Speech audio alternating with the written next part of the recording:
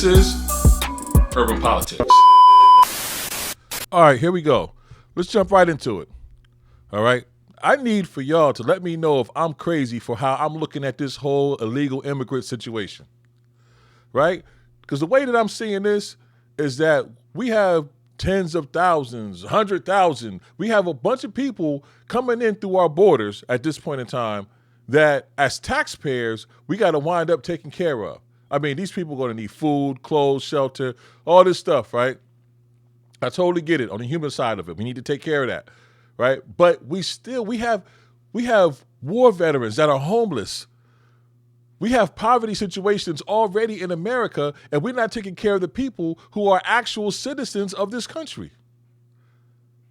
Now, to me, that's wrong, right? Now, you should be able to do two things at once, but I think there's some things that you should do first.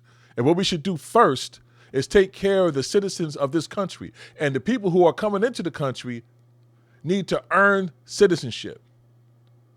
And I have some ideas about some different ways that they can possibly do that.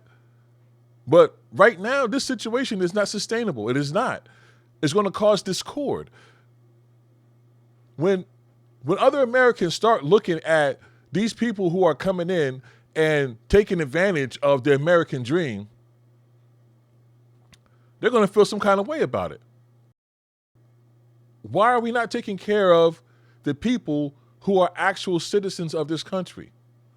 Why are we not taking care of the war veterans, the people who have defended this country, before we take care of those people who are filtering in from the border? I just don't get it. And if we don't have enough resources to take care of all the situations, well, guess what? Your citizens come first. That's how I feel about it. Now, if that's insane or I'm just sounding like I'm crazy, let me know. Put something down in the comments. But I really don't think that other people should come into this country that did not contribute to the building of America. Think about it. Think about the building of America.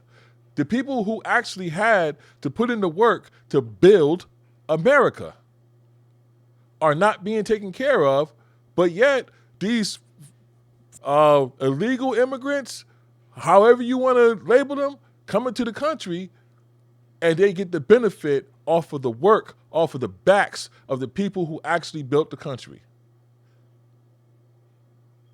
We got to figure this out. I'll be right back. House Republicans continue to fight. The left is a cult. I don't want to hear it from Republicans. We'll beat the out of them. Time out. I need you to report helping your party. Anarchy across America. Radical Democrats. Republicans. Democrats.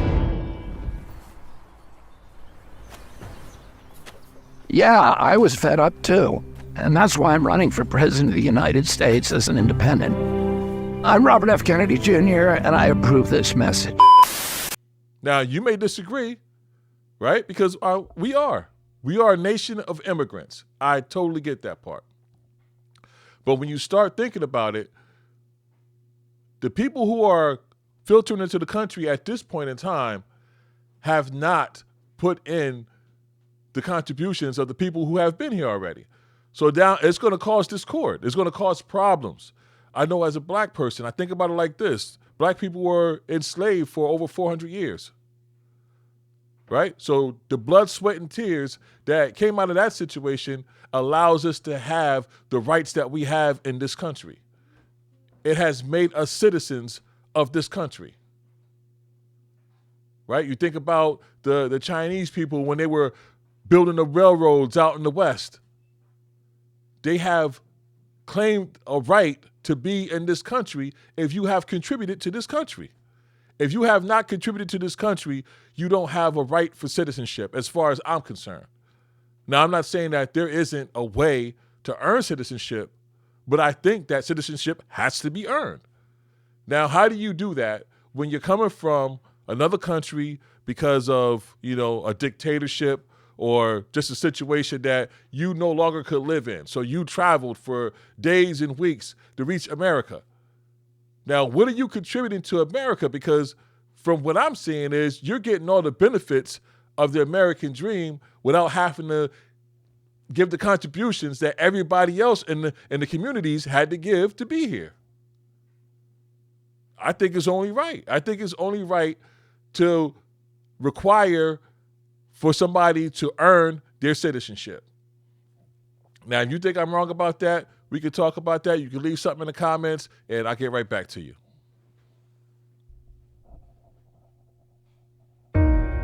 I've made the preservation of American democracy the central issue of my presidency. I believe in free and fair elections and the right to vote fairly and have your vote counted.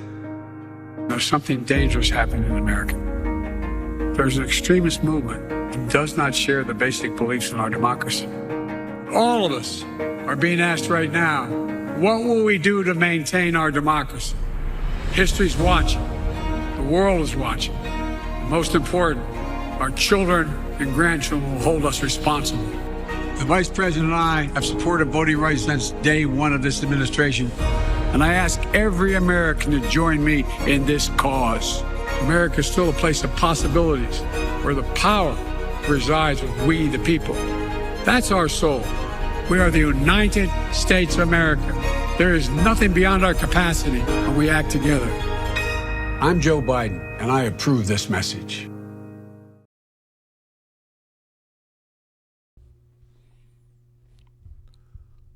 So let me be clear, right? Because I'm not against immigration, not at all. I'm just pro-citizen and especially pro-veteran. You must take care of the people who have protected your country. You should also take care of your citizens. Now, if we have enough in abundance to be able to take care of people that are flooding into the country, see that I don't know. But it doesn't look like that because I know that we have poverty-stricken communities. I know that we have war veterans that are homeless, and we should not have that. Like I said, if we got to do both things, the thing that we should do first is take care of our veterans and take care of our citizens. Then we can start talking about how to get somebody to earn their citizenship in this country. And I think that should be through contribution. I mean, you might not agree with that. You might think it's all right for somebody to come into your country and receive all the benefits that you have as a citizen. Even though, I mean, if you're like me, you've had people who have fought in wars for this country. You have people who have suffered through slavery for this country. There is no way that we have illegal immigrants coming into the country reaping the same benefits of the people who have suffered for 400 years. There's no way that should happen. We should not have the people who are coming through our borders be able to reap any of the same benefits of the people who have built this country. That's a wild concept to me. To me, that's just like I pay all the bills of my house, the water, the sewage, electricity. I build my house. I pay the mortgage on my house. And I got somebody laying up in here for free. No, they need to contribute. And our government needs to find a way for them to be able to give that contribution, not to the government, but to the American people. You know what kind of problems it's going to cause to have all these people that came across the border into the country reaping all these benefits when there's people that's probably living right next to them that don't have the same things or the same benefits that they have? It's going to be a problem. This immigration issue didn't start with Biden or Trump. It's been going on for years.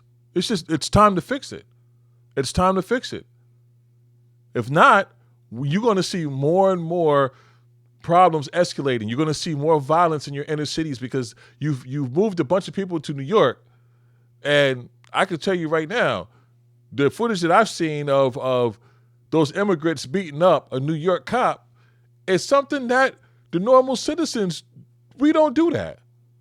We don't beat up cops and jump cops in subways and stuff like that. So that's a problem. And if those people are not prosecuted to the fullest extent, knowing that me as a black man, if I beat up a cop the way I seen those guys beat up a cop, I'm in jail forever. I'm in jail forever. They'll add charges, but they let those guys out the next day. Some of them didn't even have to make bail. That's unheard of. And it's going to start causing problems in these communities if you don't correct these situations. Police say a group of up to 12 men was being disorderly. 2 officers told them to move along. The gang looks like they're going to comply, but when the officers try to take one uncooperative man in a yellow shirt into custody, around 7 others surround them, punching and kicking the officers in the head and in the body while they are on the ground. First, for our cops, I'm proud of what they try to do. They stayed in the fight, but 8-on-2 is hard to combat. They got bumps, bruises, and scratches and pain. Eventually, officers were able to find and arrest 4 of the gang. A 5th was arrested Monday. But once cops brought them in, bail reform laws allowed them to go free, something that most likely wouldn't have happened in their home countries, according to the NYPD. I don't think most of these people are criminals. I have no idea. But from what I'm seeing, it doesn't take for everybody to be a criminal. It only takes for one or a few to have a criminal act for all of the immigrants to be labeled as criminals. And whether that's fair or not, that's the way the situation is. We need to get this under control. We need to get it under control. If not, you are going to see more and more violence. It's going to get crazy. Trust me when I tell you this. It's going to be a hot summer. This president deserves the support of the black community because he's earned it. There is a silent majority of us that see you, see what you're doing, see what you did for HBCU schools. That was actually the deal for us. I wager to say that there is no American president since Lincoln that has had the impact for black America that President Trump has had. Joe Biden supported the crime bill in '94. He has imprisoned black America, basically. Trump supported the NAACP and black youth like myself in '87. He's a businessman. He's bringing businesses back into America. Bringing jobs back to America. Bringing the truth back, and he's stopping needless wars. My day is going to be amazing. I'm never going to forget this day. This day is historic. In 2016, I made you a solemn pledge. I would be your greatest champion. In the first 3 years, we achieved the lowest black unemployment rate in history. We achieved the largest job gains for African Americans on record. The poverty rate for African Americans reached the lowest level ever recorded. I did more for the black community in 47 months than Joe Biden did in 47 years. We cannot deny that man has done everything that he has set out to do in record-breaking time. Can we say 3 years? Can we say 3 years? We will create 3 million new jobs for the black community. Open 500,000 new black-owned businesses. Bring even greater fairness to the justice system. We did criminal justice reform. I want to thank President Donald John Trump. Create a ladder of opportunity for African American children by delivering school choice to every parent in America. Together we made unbelievable progress and achieved once unimaginable success. And with your support, your vote, and your voice, the best is yet to come.